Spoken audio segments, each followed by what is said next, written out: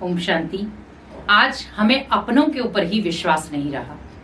कई बार अपने ही हमारा बार बार विश्वास तोड़ देते हैं और वहां पर हम हो जाते हैं होपलेस कि हम इनके साथ इतना अच्छा करते हैं, इतना अच्छा व्यवहार करते हैं, इतना अच्छा बोलचाल है, लेकिन फिर भी ये हमारी मजबूरी को नहीं समझ पाता।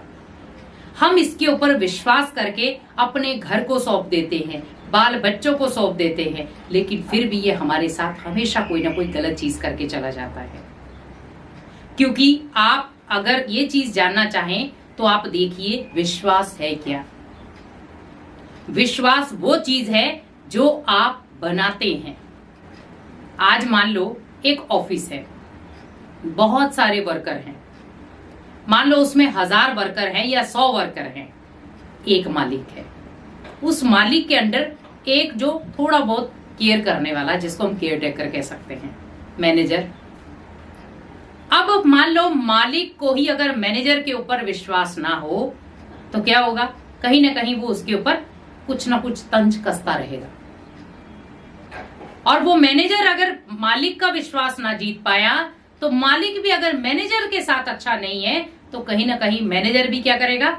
जड़ें काटता रहेगा मालिक की, और मालिक उसको कभी आगे बढ़ने नहीं देगा, उसकी जगह पर किसी और को रख देगा।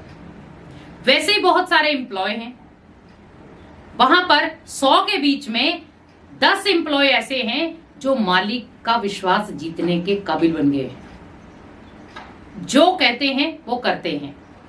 तो मालिक उसको क्या करता है? हमेशा आगे रखता है। उनको कोई भी चीज देनी हो तो गुप्त रूप से भी वो मदद कर देता है। तो कई बार वो ऑनर भी क्या कहता है कि नहीं, ये बहुत विश्वास के पात्र व्यक्ति है, इसके ऊपर हम विश्वास कर सकते हैं। घर में भी आज सदस्य हैं, मान लो कई बार अड़ोसी पड़ोसी ऐसे होते हैं जिनके ऊपर हम बहुत ज्यादा ट्रस्ट करते हैं, और वो कई बार उस ट्रस्ट के काबिल भी बनते हैं। बहुत सारे ऐसे रेयर कोई होते हैं जो आपके विश्वास को तोड़ देते हैं। तो जब कोई एक व्यक्ति आपके लाइफ में ऐसा आता है जो बार बार आपके विश्वास को तोड़ता चला जाता है, तो हम क्या कहते हैं? मेरा तो विश्वास के ऊपर से नजरिया उठ गया है, मेरा तो किसी के ऊपर विश्वास करने का दिल ही नहीं करता है, क्योंकि कब कौन कब धोखा दे जाए कोई पता नहीं। लेकिन आज से और अभी से हमेशा याद रखें कि अगर आप अपने मन के विश्वास की डोर को दूसरे के हाथ में देंगे तो वो कब टूटेगी आपको नहीं पता चलेगा। इस डोर को मजबूत आपको बनाना है, और उस डोर को आप मजबूत तब बना सकते हो जब आपका स्वभाव शांत होगा, जब आपका स्वभाव प्योरिटी वाला होगा, जब आपका स्वभाव बहुत मीठा होगा। आप कोई भी बिजनेस करते हैं, अगर आप गुस्से के साथ उस बिजनेस को कर रहे हैं, आपका बिजनेस ग्रोथ नहीं करेगा। उसी बिजनेस को आप एक थोड़ा सा पोलाइटली, थोड़ा प्यार से सभी के साथ मिल करके कर रहे हैं, वो बिजनेस ग्रोथ कर जाता है। आज देखो, हमने कोई भी बिजनेस तैयार करना है, हम बड़ों की राय नहीं लेते, हम खुद अपने तरीके से बिजनेस बढ़ाते हैं। कब तक? बड़े आपको हमेशा आगे बढ़ने का हुनर ही देंगे, आपको कभी पीछे आने का हुनर नहीं देंगे। वो आपके विश्वास को जगाएंगे, जो टूटा हुआ विश्वास है। कई बार हम कोई बिजनेस खड़ा करते हैं, उस बिजनेस के बीच में मान लो सपोज धोखा मिल गया, किसी ने मेरा विश्वासघात कर लिया, तो हम उस बिजनेस को दोबारा देखते भी नहीं, दोबारा करने की भी नहीं सोचते, और हम कहते हैं अरे उस व्यक्ति ने मुझे धोखा दे दिया, उसको मैंने अपना समझा था, अभी इसको मैं अगर रखूंगा तो ये भी ऐसे धोखा दे देगा। तो हम पहले से ही मन बना लेते हैं उसके ऊपर। तो वहां पर अगर वो व्यक्ति विश्वास लायक था भी, हमने उसको एक नेगेटिव थॉट दे दिया, आप भी विश्वास के पात्र नहीं हो। अब ये सोचिए कि जब सामने वाला व्यक्ति एक गलती के बाद आपके विश्वास के पात्र नहीं रहा, हम कितनी गलतियां करते जा रहे हैं।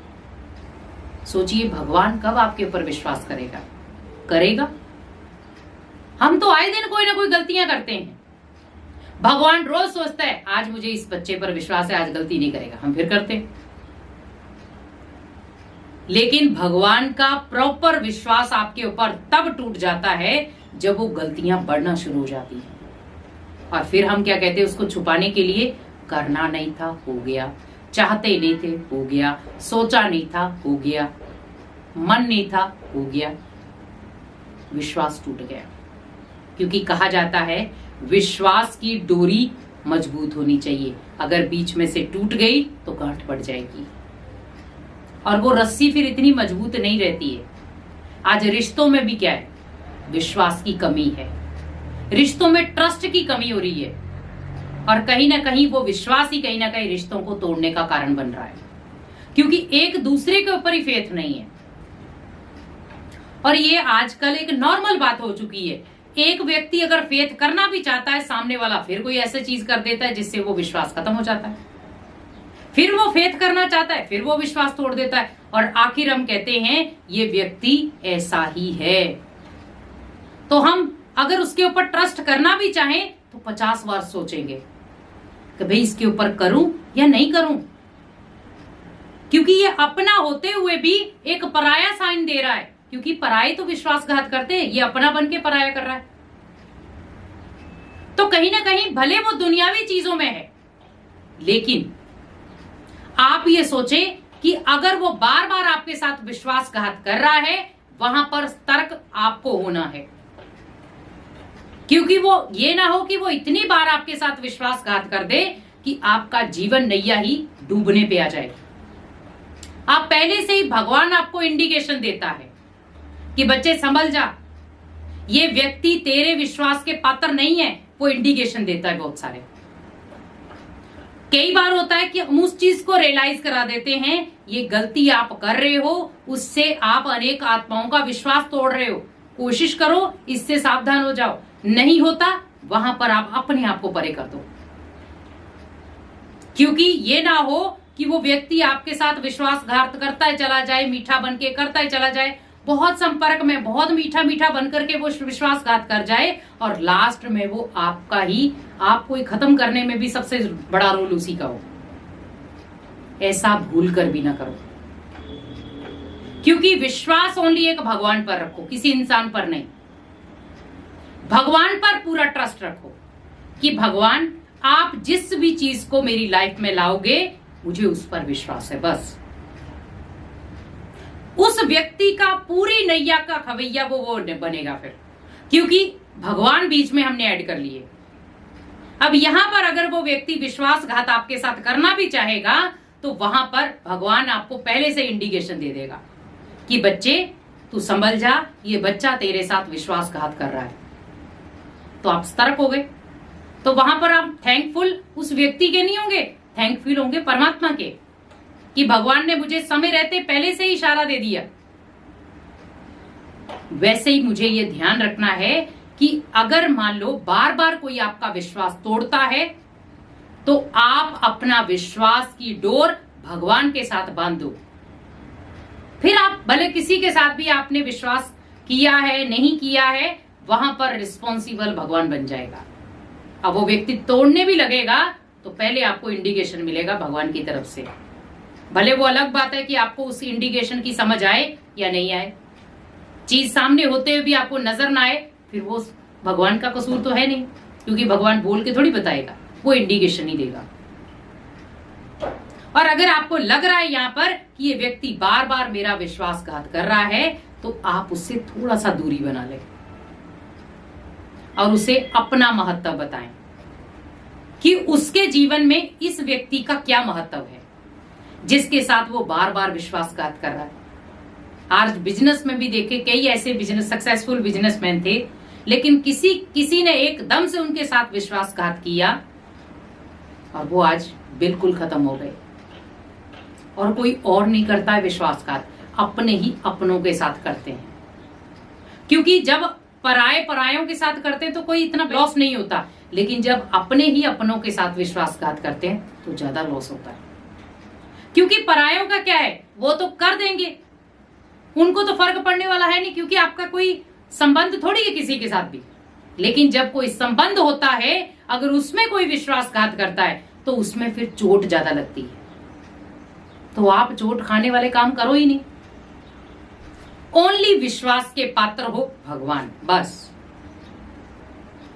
भगवान के ऊपर ट्रस्ट होगा तो आपकी जीवन की नैया को वही पार लगाएगा।